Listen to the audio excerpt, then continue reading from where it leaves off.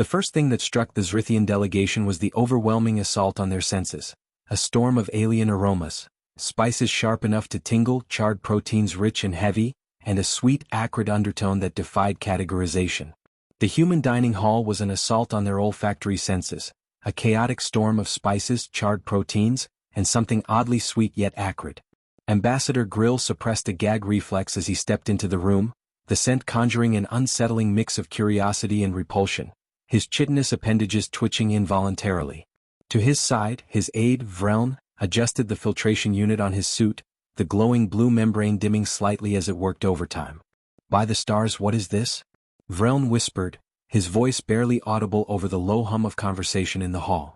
Around them, humans sat at long metallic tables, their animated laughter and clinking utensils creating a symphony of organized chaos as they indulged in their meals. Grill stiffened as he observed the humans. Plates piled high with vibrant, steaming assortments of food were passed around, their enticing aromas mingling with the rhythmic clinking of utensils against ceramic. What unsettled him most was the humans themselves. Their expressions, the way their eyes lit up, their eager movements, there was an unsettling reverence to it all. "It's their sustenance," Grill muttered. "Though it resembles more of a ritual than a necessity." "This is a mistake," Vreln said, his mandibles clicking nervously. "We should have met them in the council chamber. This display is barbaric." Grill waved a claw dismissively. "Humans value cultural exchange. They insisted this was the appropriate setting for our diplomatic meeting. We endure." But even as he spoke, Grill's confidence wavered. The humans had earned a reputation within the Concord as unpredictable and, in some cases, dangerous.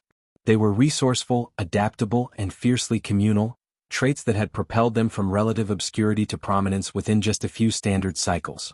Yet, despite their achievements, they remained enigmas. This dining hall, with its unrestrained activity and sensory overload, was another bewildering facet of their baffling nature. "Ambassador Grill?" A booming voice cut through the hum, drawing the delegation's attention. A human approached, his broad frame wrapped in a pristine uniform. His face split into a wide smile that displayed an unsettling number of teeth. "Captain Morales," Grill greeted, inclining his head slightly. "Thank you for hosting us. I admit we were not prepared for such unique surroundings." Morales chuckled, the sound deep and hearty. You'll get used to it. For humans, food isn't just sustenance, it's how we connect, celebrate, and share stories. It's a taste of our history and a bond that ties us together. Please join us." The delegation hesitated, but under Grill's stern gaze they followed Morales to a table. Plates were already laid out, their contents steaming and colorful. Grill's compound eyes scanned the offerings with a mix of curiosity and dread.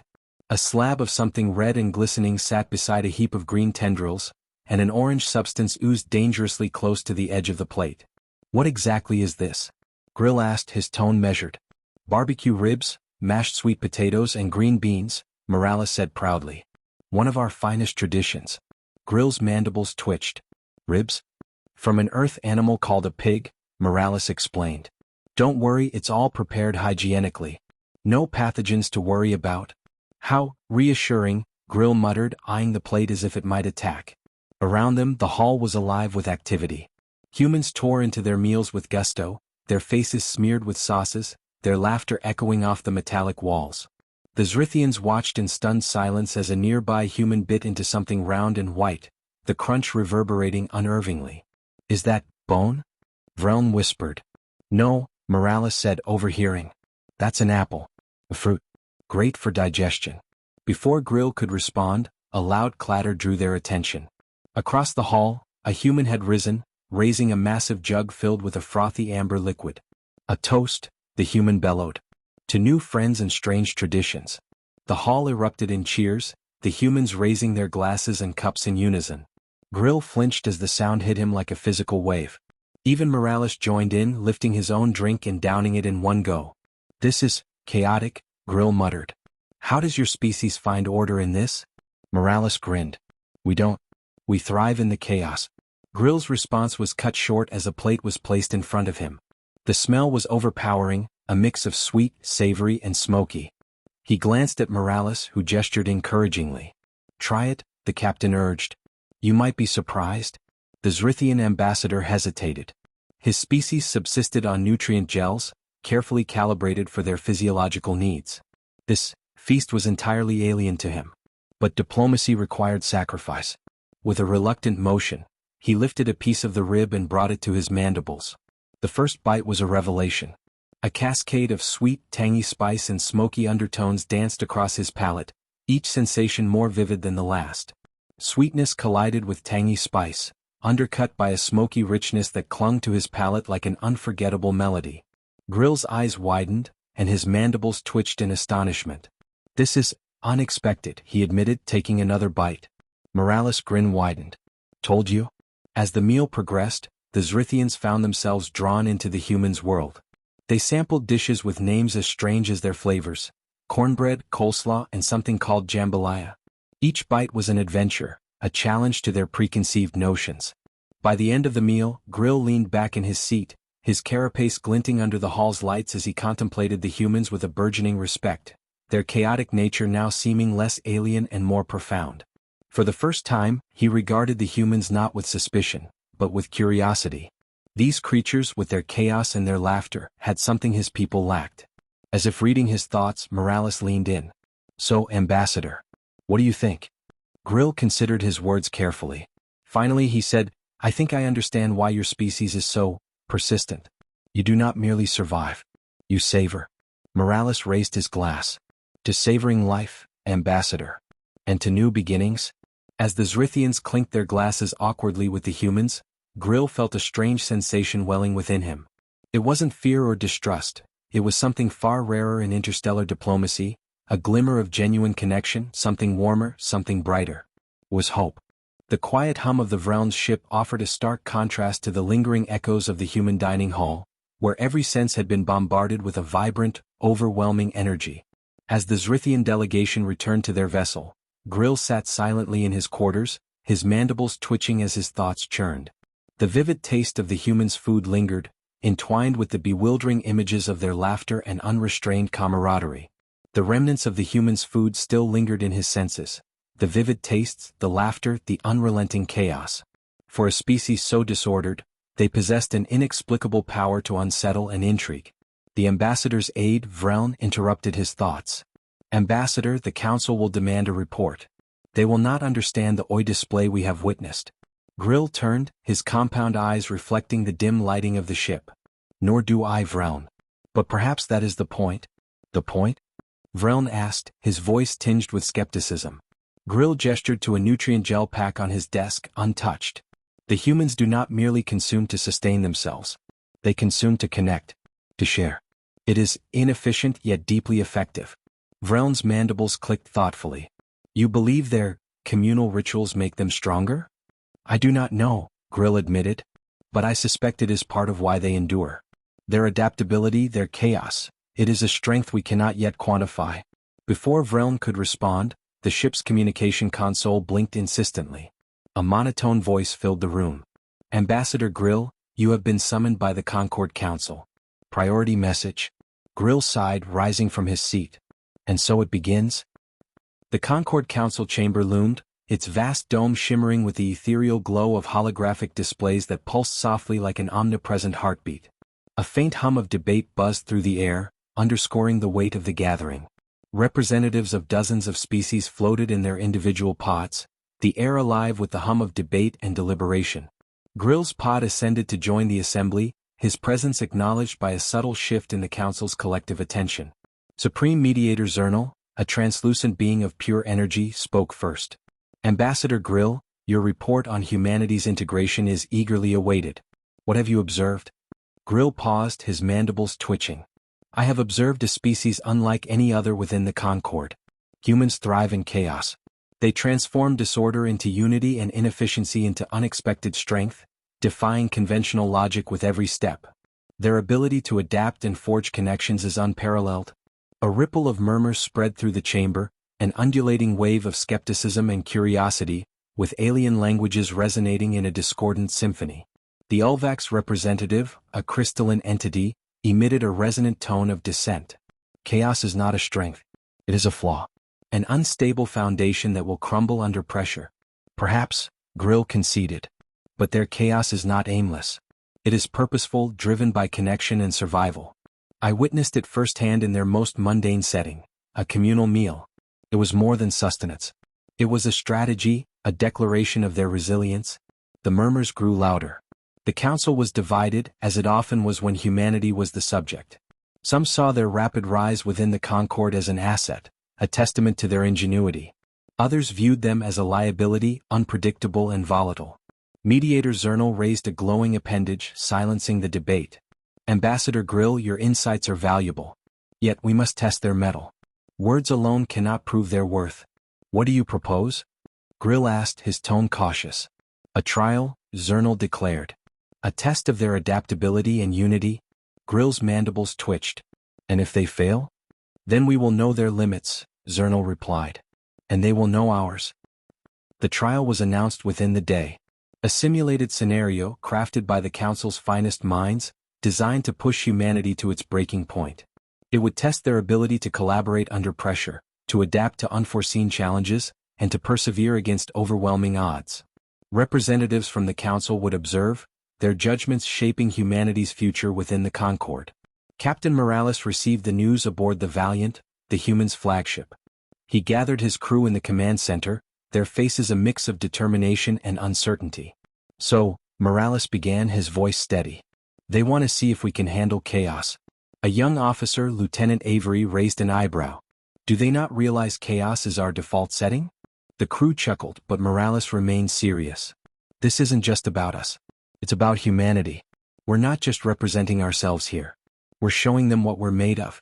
The trial commenced in a secluded sector of Concord space, a sprawling simulated environment teeming with jagged cliffs, bioluminescent flora, hostile fauna, and storms that erupted without warning, a crucible designed to expose every weakness. The humans were tasked with establishing a functioning base within an alien landscape while facing simulated attacks, environmental hazards, and resource scarcity. Observers watched from cloaked ships, their data feeds capturing every decision, every failure, every success. Grill, aboard one of the observation vessels, felt a pang of unease. He had advocated for humanity, but now he wondered if he had overestimated them. The trial was merciless, its parameters designed to exploit every possible weakness. But as the days unfolded, the humans did what they did best. They adapted. In the first hours, their base was little more than a collection of hastily assembled shelters. But within a day they had established a water filtration system, using native plant life to purify the alien water. By the second day, they had fortified their defenses, repurposing materials from their surroundings with ingenuity that left the observers astounded. When a simulated predator attacked, they didn't just repel it, they meticulously studied its behavior, identifying its patterns and weaknesses before crafting precise strategies to outmaneuver it. Each setback became a stepping stone, each failure a lesson. Grill watched as Morales and his crew worked tirelessly, their coordination seamless despite the chaos around them. Arguments flared, but they resolved quickly, replaced by action and determination. It was a dance of conflict and unity, a balance that defied logic yet worked flawlessly. By the end of the trial, the humans had achieved more than survival. They had flourished, shaping chaos into a cohesive, thriving ecosystem of ingenuity and adaptability. Their base was a thriving hub, their defenses impenetrable, their resource management efficient. They had turned the simulated chaos into order, proving not just their resilience but their ingenuity. As the observers gathered to discuss their findings, Grill felt a sense of pride he hadn't expected. The humans had not merely passed the trial, they had redefined its parameters. They had shown the Concord that chaos, when wielded with purpose, could be a formidable strength. And as the council prepared to deliver their judgment, Grill couldn't help but smile. Humanity had proven their worth, not through perfection but through their imperfection, their ability to adapt, to connect, and to endure. As the Concord Council prepared to deliberate on humanity's performance, the atmosphere within the chamber buzzed with a mix of anticipation and trepidation. Representatives exchanged glances, their expressions ranging from narrowed eyes of suspicion to furtive flickers of curiosity. The air itself seemed weighted, alive with the tension of unspoken doubts and expectations. Grill sat silently in his pod, observing the council with an unreadable gaze. Despite the trial's resounding success, he knew humanity's future within the Concord remained precarious. Supreme Mediator Zernal raised a glowing appendage, silencing the hum of debate. The trial has concluded, and humanity has demonstrated their adaptability and ingenuity. Yet, the question remains, Are they an asset or a liability to the Concord? The ULVAC's representative emitted a low, resonant tone. Their methods are reckless. They thrive in chaos, yes, but chaos breeds instability. Do we risk allowing such unpredictability to permeate our alliance? From another pod, the sleek, amphibious form of the Drizali representative interjected. And yet, their success speaks for itself. No other species could have turned such overwhelming odds into a triumph. Their ingenuity may be exactly what the Concord needs in times of crisis. Grill listened as the debate unfolded, each representative's argument further solidifying his conviction. Humanity's strength lay not in perfection, but in their relentless drive to adapt and endure. He knew he needed to speak. If I may, Grill began, his voice steady but commanding. The chamber quieted, all eyes turning toward his pod. We, as the Concord, exist to unify our strengths and overcome the challenges that no single species can face alone. Humanity's chaos is not a weakness. It is a finely honed weapon, forged through millennia of survival on their death world. From enduring merciless storms to adapting to unrelenting predators, their resilience has no equal. Their ability to thrive under the most hostile conditions is unparalleled. He paused, letting his words sink in before continuing. Their performance in the trial was not luck or reckless improvisation. It was the culmination of a deeply ingrained resilience and a willingness to embrace the unknown. They do not fear failure. They learn from it, adapt, and grow stronger. A ripple of murmurs swept through the chamber. Even the ULVAC's representative seemed momentarily silenced by Grill's words. Supreme Mediator Zernal inclined their glowing forms slightly, a gesture of acknowledgement. Your perspective is noted, Ambassador Grill, Zernal said. We shall now deliberate and vote. While the council debated, aboard the Valiant, Morales and his crew debriefed in the command center. The trial had pushed them to their limits, but the sense of accomplishment was palpable.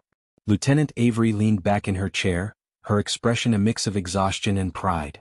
Around her, the command center hummed with quiet efficiency, its displays casting a dim glow that mirrored the subdued anticipation in the room. Do you think they'll vote in our favor? She asked, her tone betraying a hint of uncertainty. Morales crossed his arms, his gaze fixed on the starfield displayed on the main monitor. They'd be fools not to. We've proven ourselves. Still, Chief Engineer Patel interjected, this is politics. Logic doesn't always win. Which is why we're here, Morales said firmly.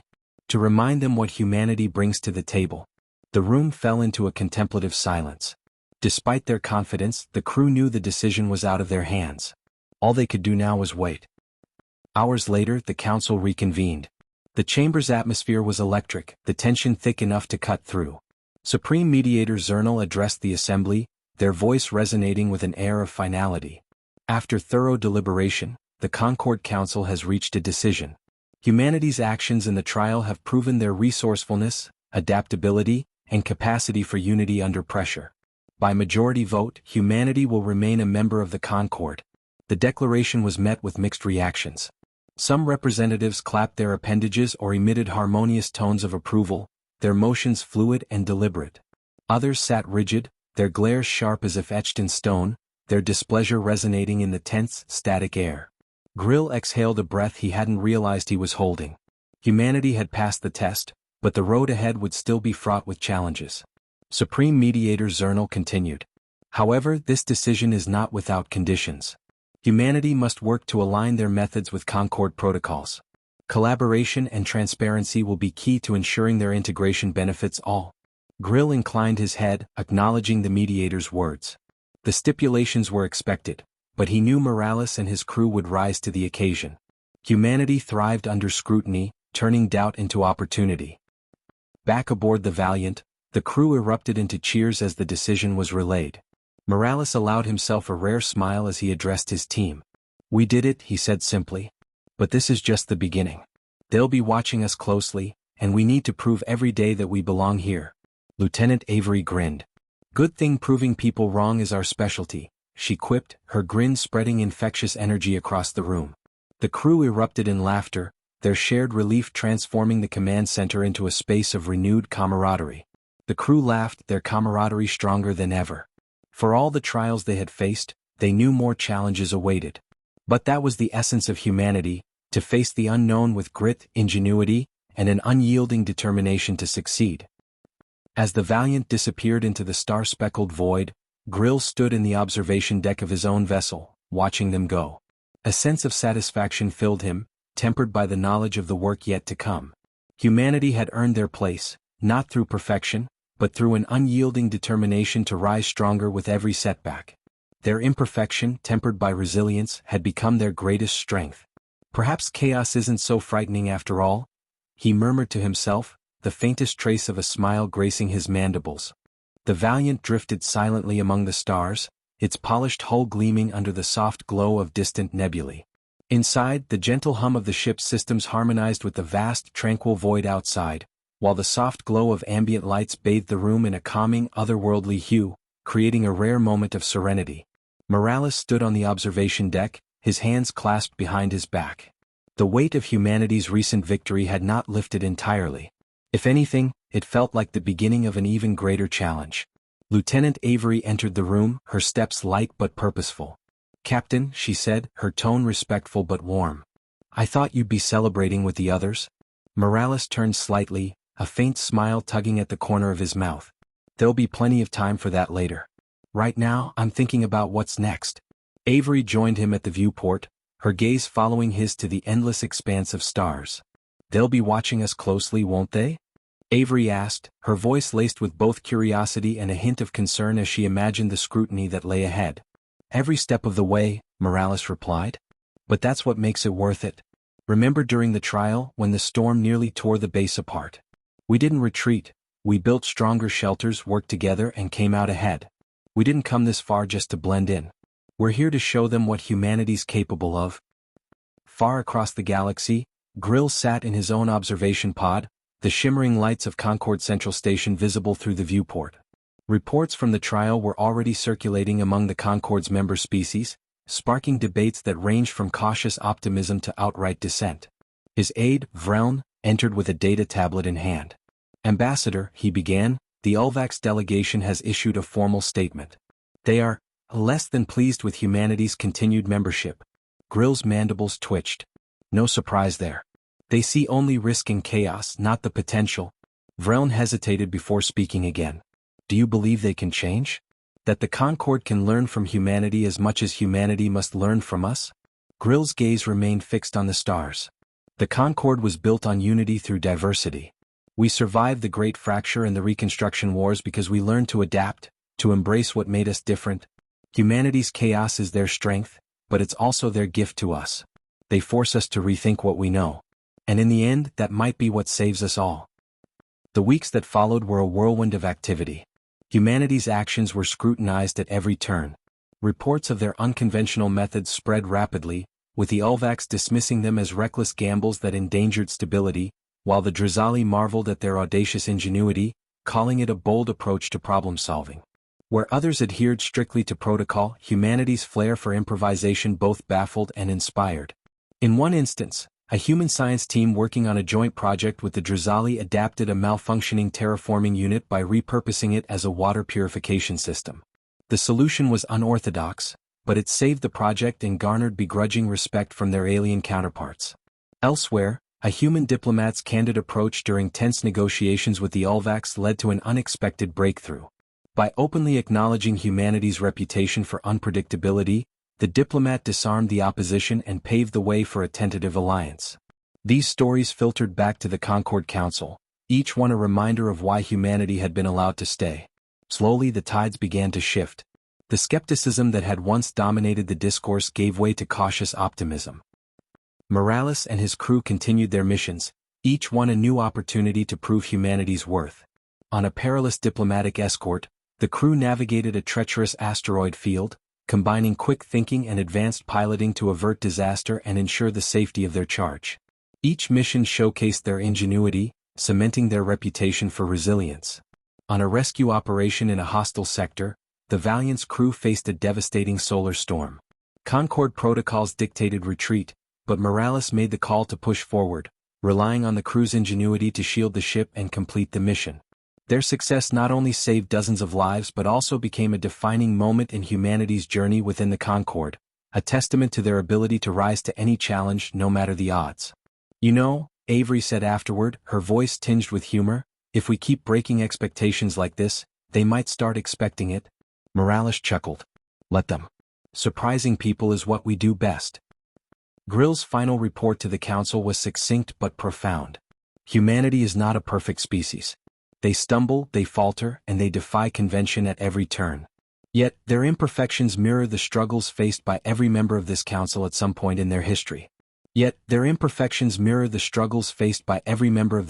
at some point in their history. But it is precisely these imperfections that make them invaluable. They remind us that the universe is not static and neither should we be. To dismiss them would be to dismiss the very principles that hold the Concord together. His words were met with silence, not of dissent but of contemplation. For the first time, the council's unity seemed less like an ideal and more like a possibility. On the Valiant, Morales stood once more on the observation deck, the stars stretching infinitely before him. The challenges were far from over, but humanity had taken their first steps toward earning not just a place in the Concord but a legacy. We're just getting started, he murmured, his gaze unwavering as he imagined the challenges and triumphs that lay ahead. Each star represented not only a new possibility for humanity but a chance to contribute something transformative to the Concord, a way to innovate, inspire, and ensure the Alliance's strength for generations to come.